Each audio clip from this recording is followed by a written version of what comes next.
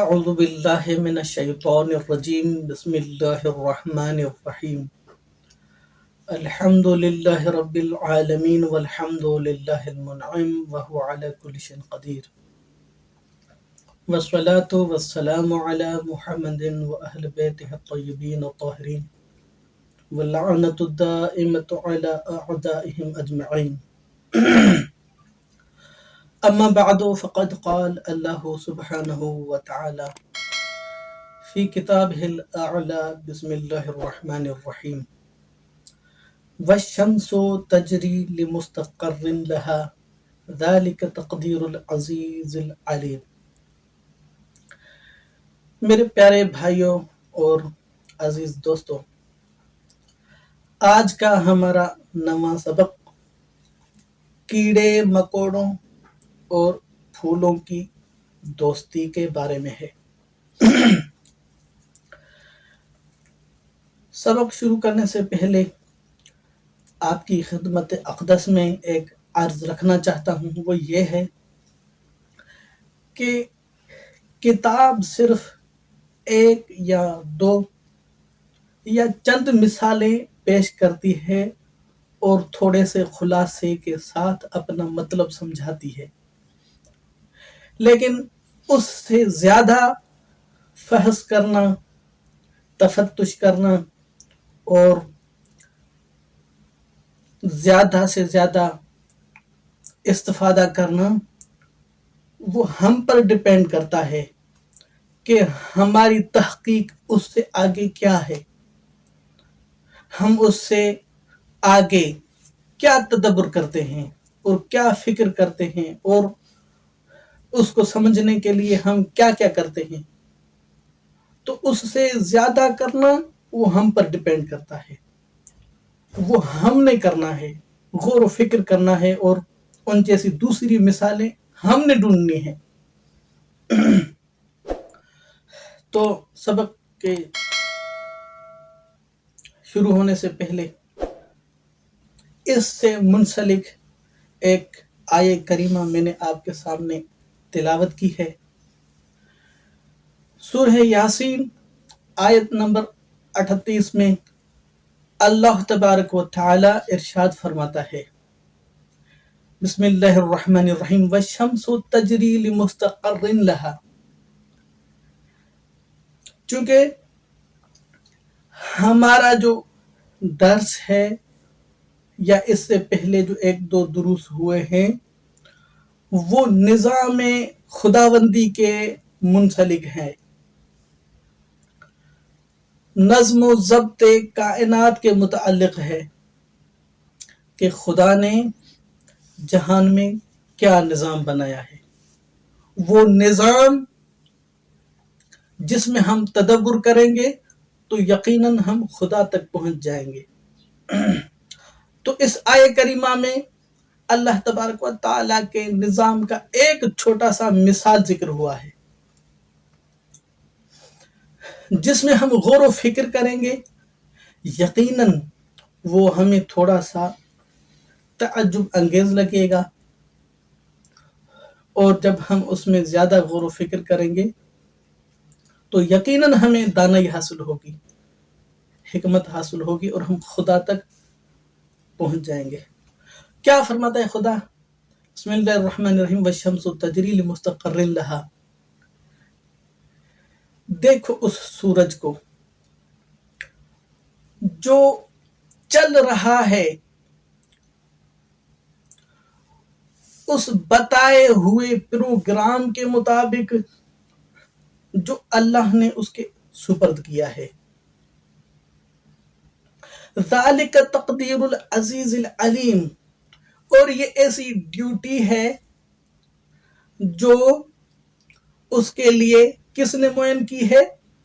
علیم، عزیز نے، یعنی خداوند تبارک و تعالیٰ نے اس پر یہ ڈیوٹی لگائی ہے کہ تم کو جو پروگرام بتایا گیا ہے، جو راستہ بتایا گیا ہے اور جتنی ٹائمنگ آپ کو منزل تک پہنچنے کے لیے دی گئی ہے، اس راستے سے اس ٹائمنگ میں چلتے رہو۔ آپ کو پتا ہے کہ جب ہم رات کو سوتے ہیں ہمیں اتنا یقین کیوں ہوتا ہے کہ آج بھی کچھ گھنٹوں کے بعد ضرور یہ کائنات روشن ہو جائے گی اور سورج ضرور طلوع کرے گا؟ کتنا یقین ہوتا ہے! اور یہ جو یقین ہوتا ہے وہ خدا کے نظام پر ہوتا ہے، چونکہ خدا کے نظام کے ہم قائل ہیں، اسی لیے دیکھو کتنا یقین کے ساتھ سوتے ہیں کہ اندھیرے کے بعد روشنی آنے والی ہے۔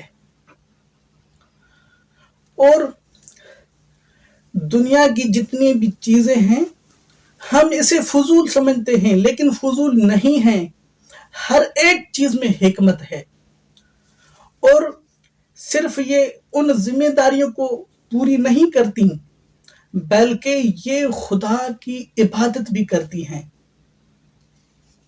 اپنے معبود کی تسبیح کرتی ہیں۔ آپ نے پڑھا ہوگا سورہ جمعہ میں، بسم اللہ الرحمن الرحیم، یسبح للہ ما فی السماوات وما فی الارض، جو بھی چیز زمین اور آسمان کے درمیان ہے وہ اللہ کی تسبیح پڑھتی ہیں، وہ اللہ کی تسبیح کرتی ہیں۔ اور پھر سورہ رحمان کی طرف آ جائیں، الشمس والقمر یسجدان، یہ سورج، یہ چاند اپنے خدا کو سجدے کرتے ہیں۔ کیا ہم نے کائنات کو ایسے سمجھ لیا، فضول سمجھ لیا ہے؟ یہ دانا انسان کا کام نہیں ہے۔ دانا انسان ہر چیز میں حکمت کو ڈھونڈتا ہے، تو اس حکمت کو ڈھونڈنے کے لیے اور اس دانائی، اس نظام کو سمجھنے کے لیے ہم چند مثالیں پڑھتے ہیں آج جو موصوف مصنف نے ذکر کی ہیں۔ تو آج کا ہمارا نواں سبق کیڑے مکوڑوں اور پھولوں کی دوستی۔ اگر آپ موسم بہار کی کسی سہانی صبح میں سبزہ زاروں کی سیر کو نکلیں تو آپ کو سینکڑوں قسم کے کیڑے مکوڑے، بھونرے پتنگے، شہد کی مکھیاں اور تتلیاں وغیرہ ہر طرف اڑتے ہوئے نظر آئیں گے، جو ایک پھول سے اڑ کر دوسرے پھول پر اور ایک ڈال سے اڑ کر دوسری ڈال پر منڈلا رہی ہوتی ہیں۔ یہ سب اپنے اپنے کام میں اتنے مستعد اور منظم دکھائی دیتے ہیں کہ ہماری عقل حیران رہ جاتی ہے۔ پھولوں کے زردانوں میں لتھڑے ان کے پاؤں دیکھ کر یوں محسوس ہوتا ہے جیسے باوردی مزدور کارخانے میں انتہائی انہماک سے اپنے کام میں جٹے ہوئے ہیں۔ بے شک ان کو ایک بہت بھاری ذمہ داری سونپی گئی ہے۔ اس ذمہ داری کے بارے میں پروفیسر لون برٹون کہتے ہیں، بہت کم لوگ جانتے ہیں کہ اگر یہ کیڑے مکوڑے نہ ہوتے تو ہمارے پھلوں کی ٹوکریاں خالی رہ جاتی۔ ہم ان کی تصدیق میں ایک جملے کا اضافہ کرتے ہیں کہ اگر یہ کیڑے مکوڑے نہ ہوتے تو ہمارے باغوں اور کھیتوں میں ہریالی نظر نہ آتی اور وہ چند برسوں کے بعد مکمل طور پر ختم ہو جاتی، کیونکہ یہ کیڑے مکوڑے در حقیقت پھلوں کی پرورش کرتے ہیں اور پھولوں کے بیج تیار کرتے ہیں۔ نباتات کا اہم ترین حیاتی عمل۔ نباتات کیا ہے؟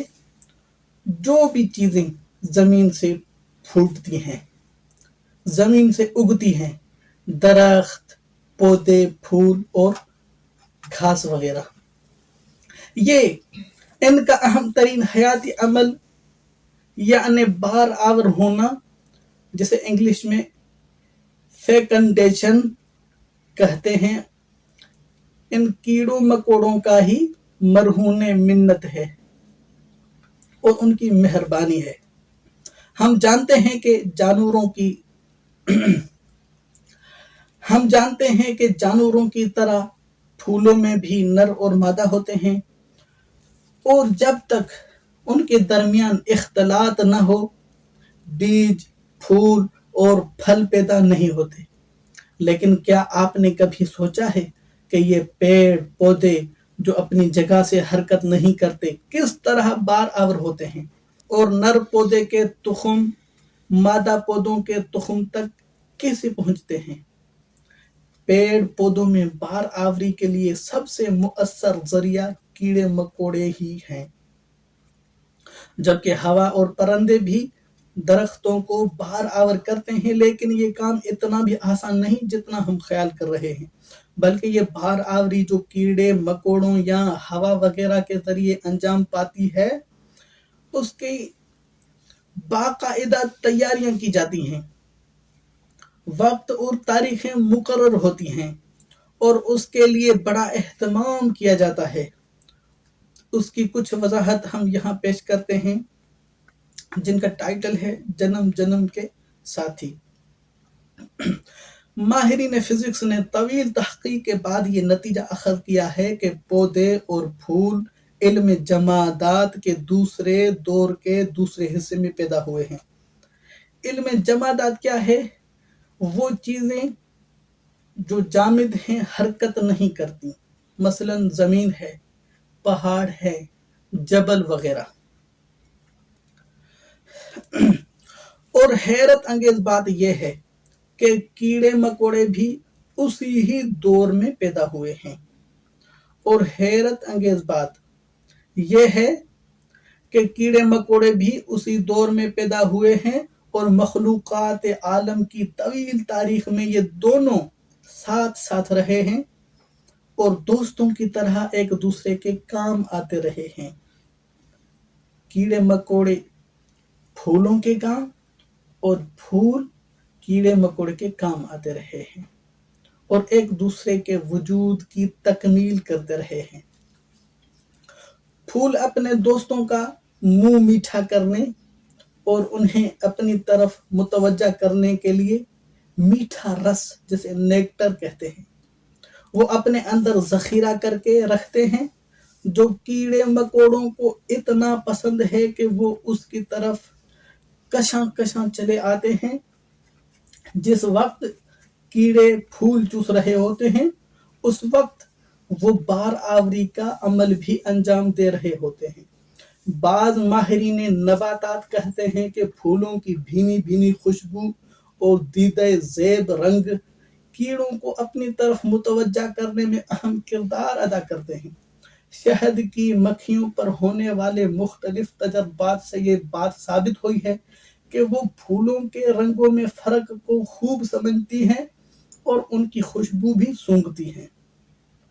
در حقیقت یہ پھول کیڑوں کے لیے اپنے آپ کو اس طرح خوشبو میں بساتے ہیں کہ بھونرے اور شہد کی مکھیاں ان کی طرف کھنچے چلے آتے ہیں، اور پھولوں کی دعوت قبول کر کے اس مرحلے کی کارروائی کا آغاز کرتے ہیں۔ یہی میٹھا رس کیڑوں کی مرغوب اور پسندیدہ غذا ہے۔ جب شہد کی مکھیاں میٹھا رس چوس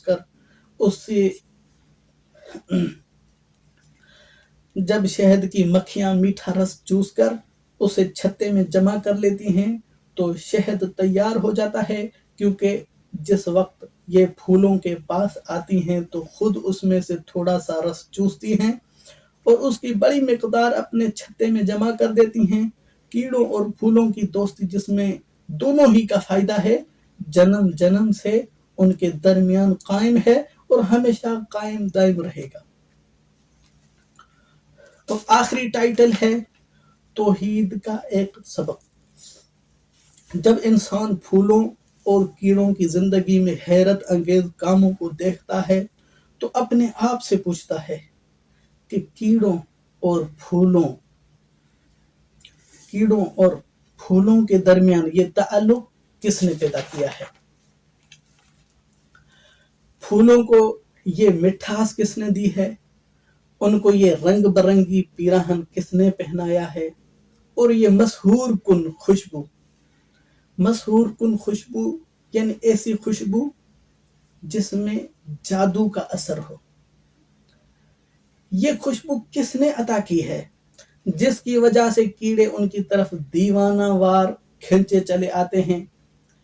کیڑوں، بھوروں، شہد کی مکھیوں اور تتلیوں کو یہ نرم و نازک پاؤں کس نے دیے ہیں کہ وہ پھولوں کی بہار آوری کا کام انجام دیتے ہیں اور زردانوں کو ایک جگہ سے دوسری جگہ پہنچاتے ہیں۔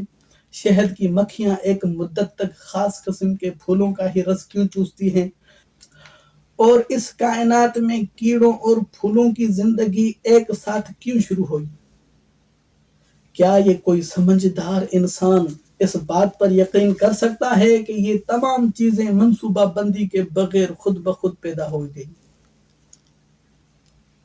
اور بے شعور مادہ ان حیرت انگیز کمالات کو وجود میں لایا؟